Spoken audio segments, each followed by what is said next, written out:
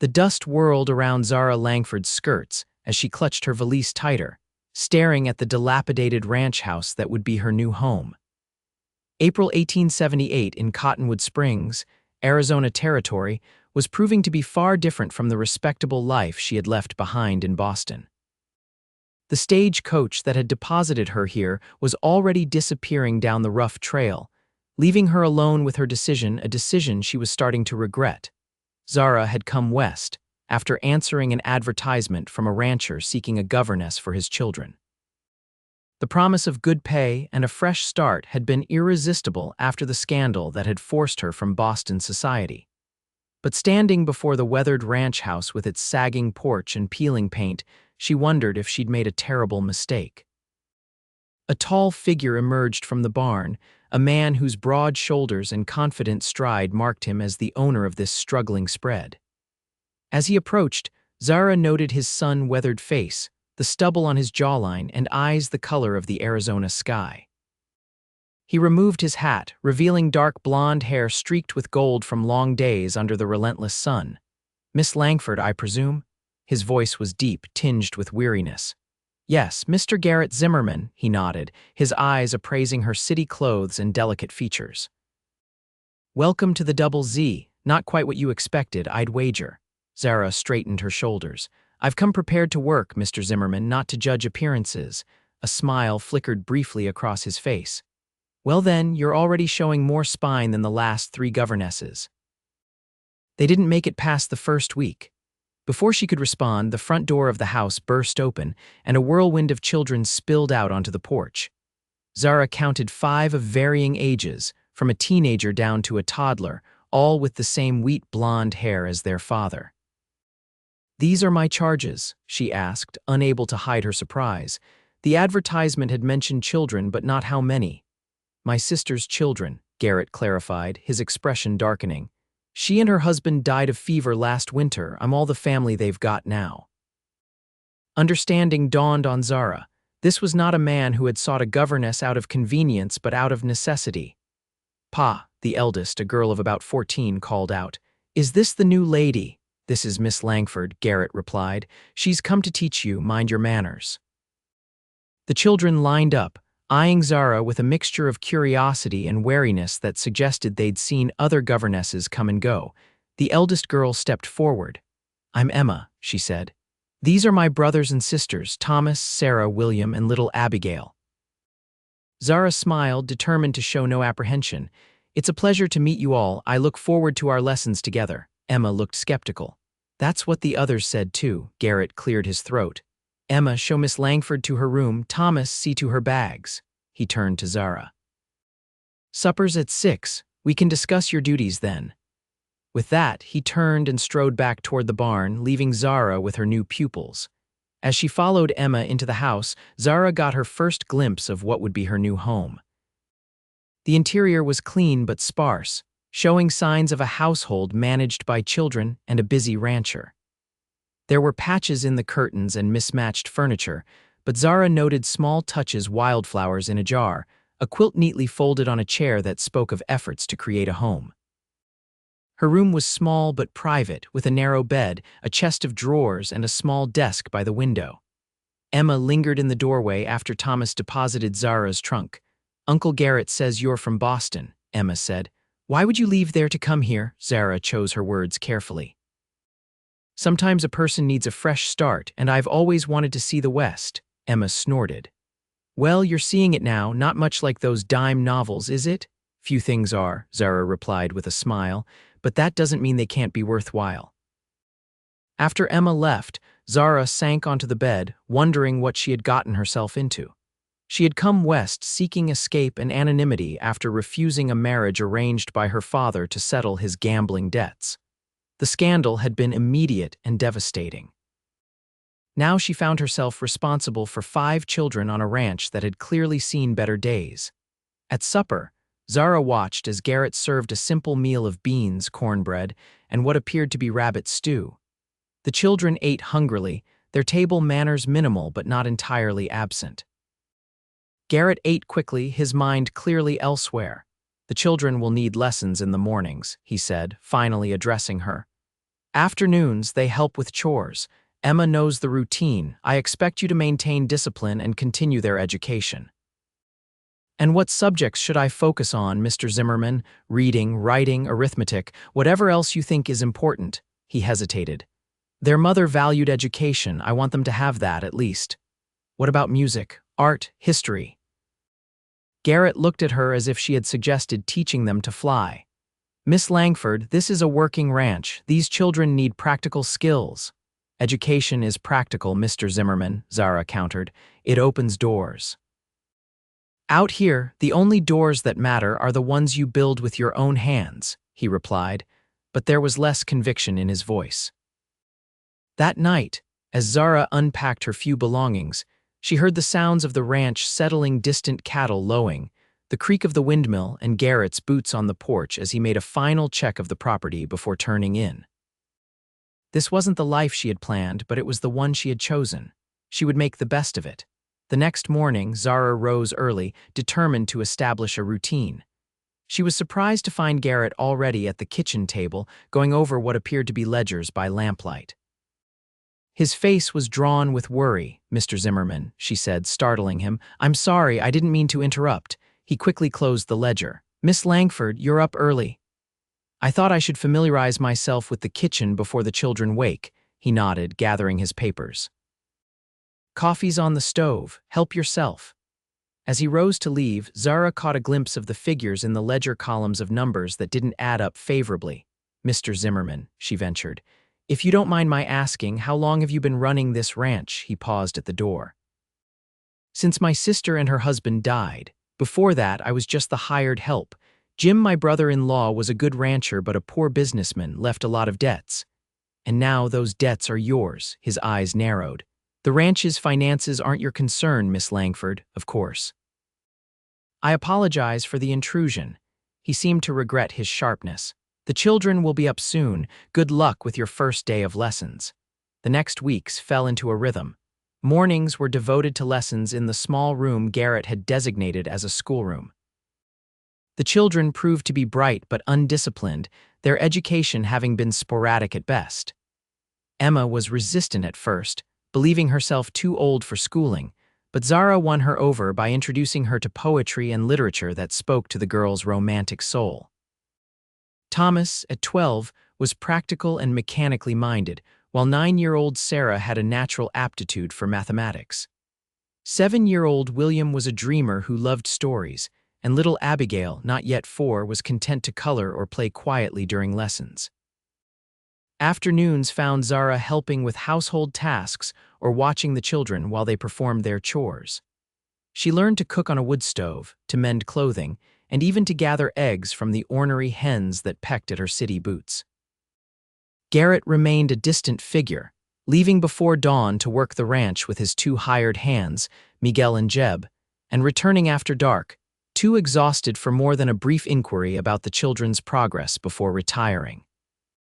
But Zara often caught him watching her with a puzzled expression, as if trying to figure out why she stayed when others had fled.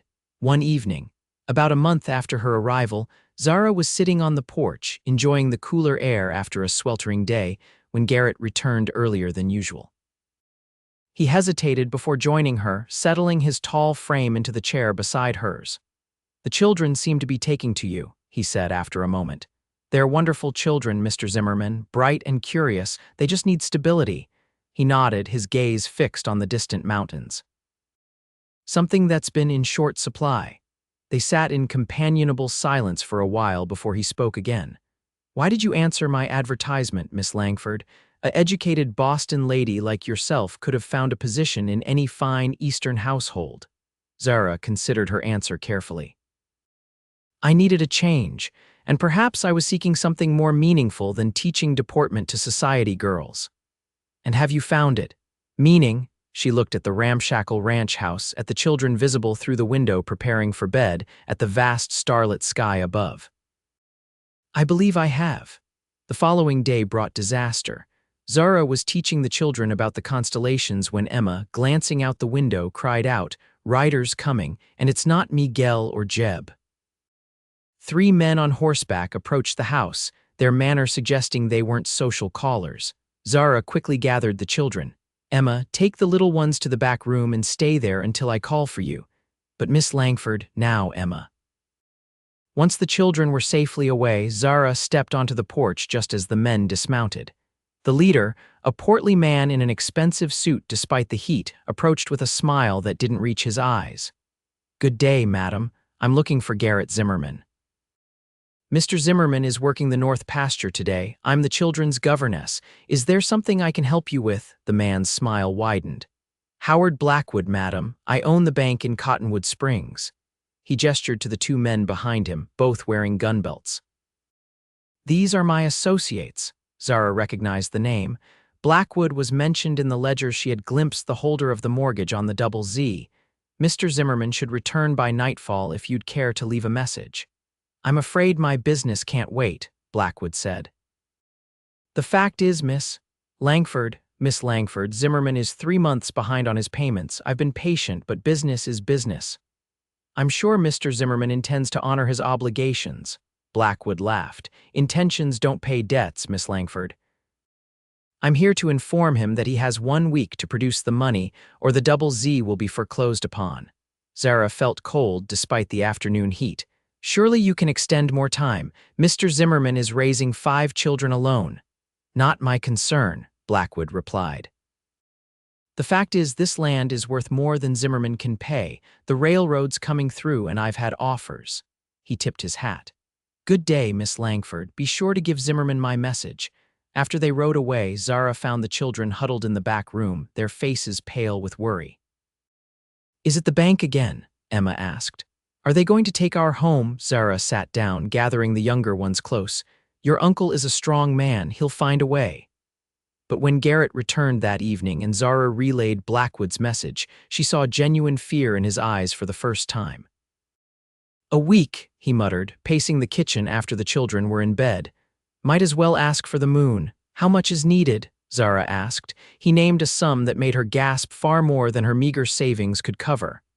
"I could sell some cattle," he said, thinking aloud. "But not enough, not nearly enough, and the best of the herd isn't ready for market." "What about a loan from another bank?" He gave a bitter laugh. "Blackwood owns the only bank for 100 miles. He's been trying to get this land for years. My brother-in-law borrowed heavily from him to expand the herd, not knowing Blackwood was already negotiating with the railroad. There must be something there isn't." His fist came down on the table, making the dishes rattle. "I've tried everything, worked from sunup to sundown. Taken every odd job, cut every expense." His voice broke. "I have too many mouths to feed, Miss Langford, and now I'm going to fail them all." Zara moved to stand beside him, placing her hand over his clenched fist. "Then let's feed them together," she whispered. He looked at her, confusion replacing despair. "What?" "I have an idea, Mr. Zimmerman, but you'll have to trust me." The next morning, Zara rode into Cottonwood Springs with Emma, leaving the younger children in Garrett's care. The town was small but growing, with a main street that boasted a general store, a saloon, the bank, and several other businesses. Their first stop was the telegraph office, where Zara sent a message to her father in Boston. Despite their estrangement, Winston Langford was still a prominent businessman with connections. The message was brief but urgent, requesting information about the railroad's plans in Arizona Territory. Next, they visited the newspaper office, a small operation run by a former Easterner named Frederick Harper. "Mr. Harper," Zara said after introducing herself. "I understand you were once a journalist in Chicago." Harper, a thin man with ink-stained fingers, looked surprised. "That was some time ago, Miss Langford. These days, I mostly print notices about church socials and lost cattle. Perhaps you'd be interested in a more substantial story, one involving land speculation, the railroad, and a certain banker's attempt to defraud local ranchers." Harper's eyebrows shot up. "That's a serious accusation, one I believe I can substantiate with your help." By the time they returned to the ranch, Zara had set several plans in motion. She found Garrett mending fences, his face grim with determination. "Miss Langford," he said, driving a post into the ground with more force than necessary. "I appreciate your concern, but there's nothing to be done. I've decided to take the children to my cousin's in California. He doesn't have much, but he's offered shelter until I can find work. Before you make any decisions, there's something you should know, Zara replied. I believe Howard Blackwood is deliberately forcing foreclosures on properties along the proposed railroad route. Garrett paused, his hammer mid-swing. How would you know that? Because it's a common tactic. My father, she hesitated. My father is in banking and investments in Boston. I grew up overhearing such strategies. And this helps us how, if we can prove Blackwood is acting in bad faith, using insider information for personal gain, we might be able to challenge the foreclosure. Garrett's laugh was hollow. With what lawyer, what money? We don't need a lawyer yet. First, we need information and allies. Over the next few days, Zara's plan took shape. Harper began investigating Blackwood's other foreclosures, discovering a pattern that couldn't be coincidental. All the properties Blackwood had seized in the past year lay along the same corridor, the most likely route for the railroad. Meanwhile, Zara's father replied with exactly the information she had hoped for. The railroad's board of directors had not yet finalized the route through Arizona territory, but they were considering two options. Blackwood was betting on one, but there was equal chance of the other being chosen. With this knowledge, Zara approached several of the town's merchants who had been suffering from Blackwood's monopolistic practices. Together, they formed a committee to petition the railroad directly, offering incentives if they would choose the alternative route, one that would still serve the town but would bypass Blackwood's acquired properties. Garrett, initially skeptical, found himself drawn into Zara's scheming. They spent evenings at the kitchen table after the children were asleep, poring over maps and documents, planning strategies. Sometimes their hands would touch as they reached for the same paper, and Garrett would hold her gaze a moment longer than necessary before looking away. 3 days before Blackwood's deadline, Zara received another telegraph from her father. The railroad's board had been intrigued by the committee's petition and was reconsidering the route. More importantly, they were sending a representative to inspect both options firsthand. That evening, Garrett found Zara on the porch watching the sunset. You did all this for us, he said, his voice hushed with wonder. Why? Zara turned to face him. Because I came to care for the children and for their uncle. His hand reached for hers, tentatively at first, then with certainty. When I first saw you step off that stagecoach, all proper and Eastern, I gave you a week at most. Now I can't imagine this place without you. Then don't, she replied softly. The moment was broken by the sound of approaching horses. Garrett tensed, reaching for the rifle kept by the door, but relaxed when he recognized Miguel riding ahead of a well-dressed stranger. Mr. Zimmerman, Miguel called. This gentleman says he's from the railroad. The railroad representative, a Mr. Preston, was cordial but reserved as he explained his mission. The board was indeed reconsidering the route and wanted to inspect both options personally. He would be staying in town for several days, evaluating the terrain and the local support for each route. We understand there have been some irregular land acquisitions in the area, Preston said, giving Zara a knowing look. The railroad prefers to deal with communities, not speculators. The following day, word spread throughout the county. Blackwood, sensing his plans might be unraveling, arrived at the Double Z in a fury, his 2 enforcers in tow. What have you done? He demanded, confronting Garrett in the yard. The children watched fearfully from the window as Zara stood beside Garrett, her chin lifted defiantly. Just introducing a little competition, Blackwood, Garrett replied calmly. Something you're not used to. You think this changes anything? You still owe me money, Zimmerman, money you don't have. Actually, Zara interjected, Mr. Zimmerman has secured alternative financing. Blackwood laughed. From where? There's not another bank for 100 miles. From an Eastern investment consortium, Zara replied smoothly. My father's associates were quite interested when I described the potential of this region. It was a bluff, but one delivered with such confidence that Blackwood hesitated. You're bluffing, he said, but uncertainty had crept into his voice. Am I? Perhaps you'd like to discuss the matter with Mr. Preston. I believe he's staying at the hotel in town. I'm sure he'd be interested to hear about your methods. Blackwood's face flushed with anger. This isn't over, Zimmerman, not by a long shot. He turned to leave, but paused. And you, Miss Langford, you're a long way from Boston. It would be a shame if certain information about your situation found its way back east. Zara paled but stood her ground. After Blackwood left, Garrett turned to her, his expression questioning. What did he mean about your situation? Zara sighed. It was time for the truth. I came west not just seeking adventure but escape. My father arranged a marriage for me to settle his gambling debts. When I refused, the scandal was considerable. She met his gaze steadily. I chose my freedom over my reputation. To her surprise, Garrett smiled. Then we have more in common than I thought. I chose family over fortune when I gave up prospecting to help my sister with this ranch. That night, as they continued their planning, their strategies took on a new urgency. If Blackwood made good on his threat to expose Zara's past, her credibility with the townspeople might be damaged. They needed to secure the railroad's decision quickly. The next morning brought unexpected allies. Several ranchers who had already lost land to Blackwood arrived at the Double Z, having heard of Zara's campaign.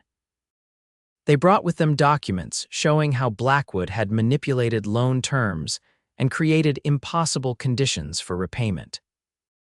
With this additional evidence, Harper published a front-page exposé in the Cottonwood Springs Gazette, detailing Blackwood's pattern of predatory lending and suspected collusion with railroad interests.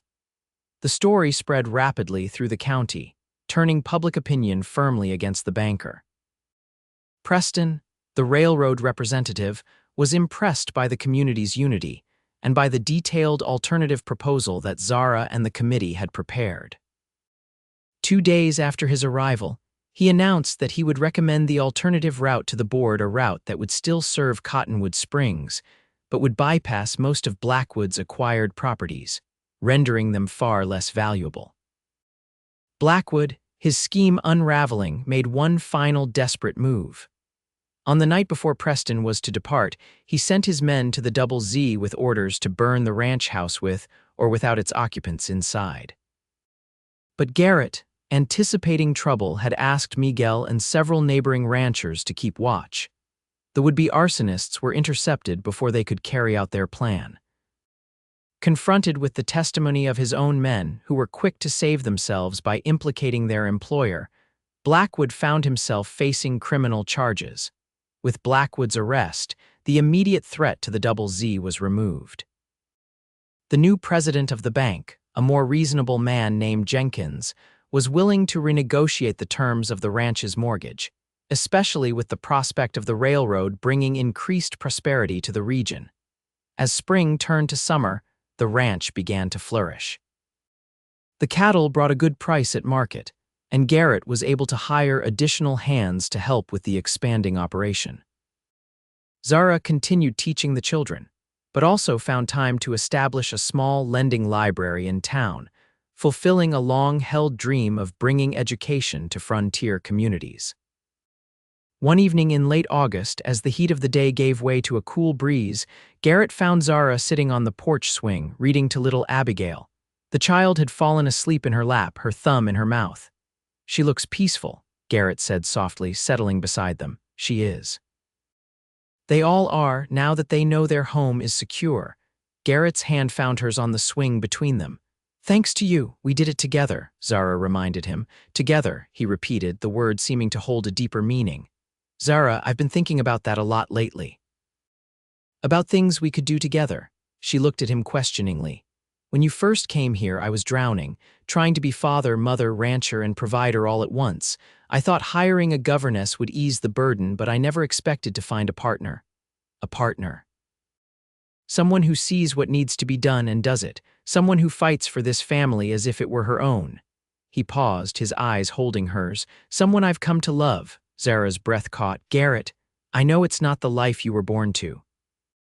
It's hard and uncertain, and it's the life I choose," she interrupted. "With the family I choose." He leaned closer, careful not to disturb the sleeping child. "I'm asking if you'll stay, not as our governess, but as my wife, the children's mother. Are you sure?" 5 children is a lot to take on, he smiled, echoing their first real conversation. "I have too many mouths to feed." She leaned her head against his shoulder, her heart full. Then let's feed them together.